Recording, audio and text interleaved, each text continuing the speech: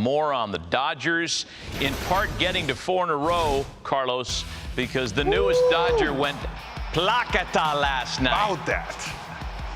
This is great to see. I mean, what happened over there with the Angels, it was a sour taste when you see how they went about releasing Albert Pujols, one of the legends of the game.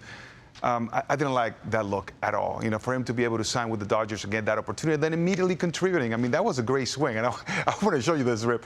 I mean, we're looking at one of the greatest hitters who's ever lived. Sure. You know, and if you look at this swing right here, it tells you everything. I mean, this ball, he's almost stepping slightly into the bucket. Right. And the ball kind of cuts away from him, and he just flicks with his hands, barrels it, and see you later. So he left it. You saw him leave a little bit. He was open slightly, but for some reason, you know, guys like this are able to make adjustments midway, even when you are beat already.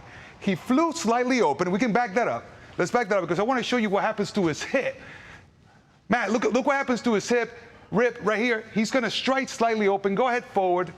But look how leveraged he is. Strikes. Oh, he's open already. But then he's like, oh, wait a second.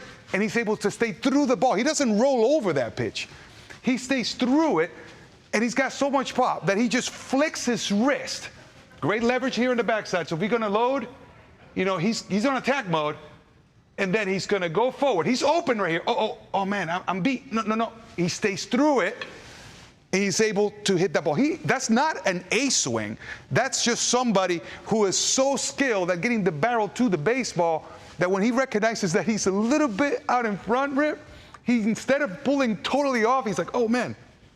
And he just extends through the baseball. He's so strong. He's still able to get and go placa. I think what was interesting there, too, because he's not the same Albert that we saw in St. Louis, that's for sure. No one is, because I think his numbers speak for themselves. And I wonder, in that stance, in that setup, when he opened up a little bit early, is he at the point in his career he says, okay, in order for me, if he's going to rush me on this pitch, inner third, do I have to cheat to get to it?